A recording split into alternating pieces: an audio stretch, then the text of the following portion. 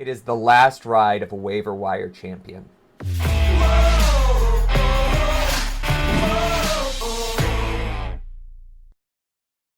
Welcome to another episode of Fantasy Football Free For All.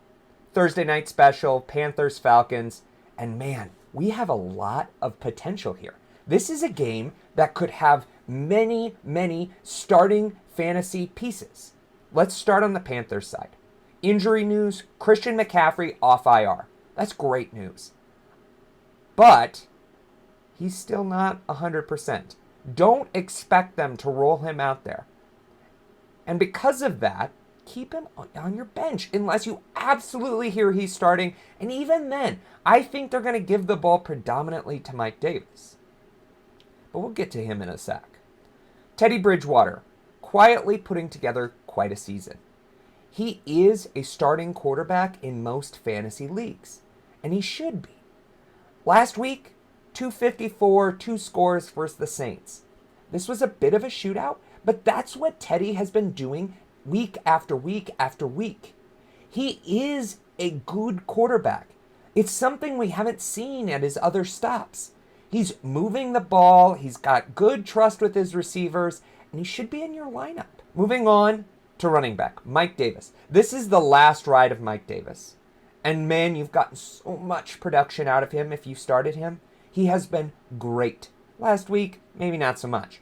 But going forward, he has to earn some part.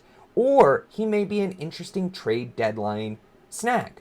I think that he is a good player. And he's shown that he's a good player. And he could go to another system and be a starting running back. This week, though, I think he has at least 60 yards on the ground, 30 through the air, and a score. This is the last ride of Mike Davis, and all us fantasy owners thank him for what he's done this season. The wide receiver room is awesome. DJ Moore, Robby Anderson. DJ Moore, bigger upside play, touchdown machine. The last 3 weeks, he's really come on strong. Last week, 93 yards on 4 receptions and 2 scores. I mean, that is top tier production, folks. And that was against a stout Saints defense. I mean, they're not like crazy, but they're still decent. Robby Anderson had 6 receptions, 74 yards, no score this week, no score last week, but he's still a PPR monster. He's chewing up those receptions. Both of them clearly have great chemistry with Teddy Bridgewater. Both of them are starters. They're wide receiver 2s with the potential to be wide receiver 1s. Get them in your lineup. Curtis Samuel and Ian Thomas are 2 people I am not interested in. Ian Thomas doesn't have the production. He's not getting the targets. Teddy Bridgewater doesn't need the safety blanket, so get him out of your lineup. Get him off your roster. He's not worth even a speculative ad. Curtis Samuel, they're trying to work him in, but it's just not working that well. Sure, he had a touchdown last week, but who cares? He's not that person that's seeing consistent targets. So get him out of your lineup. Get him off your roster. Welcome to Dumpsville, Curtis Samuel. You may have a couple more scores this season, but it's not going to be on my bench. So, for the Falcons, last week versus the Lions, they had an embarrassing loss. Todd Gurley cost him the game due to inertia and not being able to stop at the half-yard line. But listen, folks, this team doesn't have playoff aspirations. But what they are doing is they're playing for their jobs next season. We saw that. Matty Ice, 338 and a score. He knows that he is on the hot seat, and he's playing much, much better.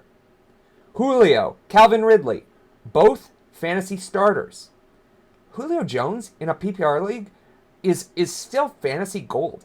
Last week, 8 receptions, 97 yards. Like, you can't ask for more from your wide receivers than that. Calvin Ridley, 5 for 69 and a score. All right, folks, let's not get cute. Both of these players are a must start. They're a must start more than DJ Moore and Robby Anderson are a must start. They have insane chemistry with Julio.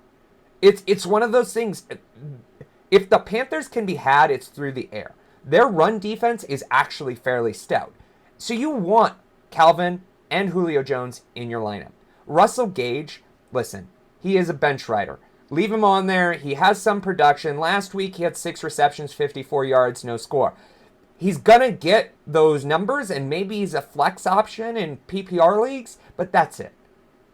Now, it's odd that I say that about Russell Gage, and then I'm endorsing Hayden Hurst, who has 6 receptions for 68 yards.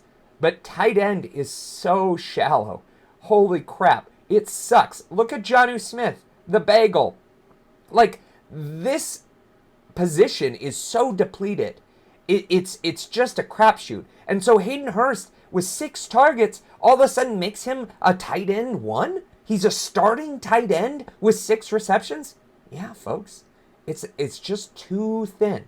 If you're not that top 3, 4 tight end, it's just a huge chasm. And Hayden Hurst is a benefiter of that, I guess. He's going to be started in a lot of leagues. Now, finally, the running back room. Todd Gurley, 63 yards on 23 carries. That is a 2.7 yards per carry average. Sure, he had 2 scores. I get that.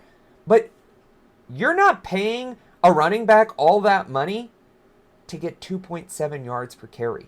And it's not like there's anybody to take his job. Brian Hill, 2 for 3. That's 1.5 yards a carry. This backfield is a mess. But at the same time, they're giving Todd Gurley those red zone touches that are so valuable in fantasy football. You gotta start him. You gotta. This is going to be a fun game. I think that the over is going to be hit fairly easily. I'm excited about seeing how many points can be scored. But I think the Panthers are going to take this one. I don't think it's going to be that close. I just think Matt Rule is showing that he is an NFL coach, and this team is really playing for him quite well, and there's a lot of talent on the Panthers. I'm pretty excited about it this week, and this is going to be a game to watch. Be on the lookout for our injury special on Friday, and then we may have another sneaky video on people you should be looking at for prospective waiver ads going into week 9. That's all for now. Please like, comment, and subscribe.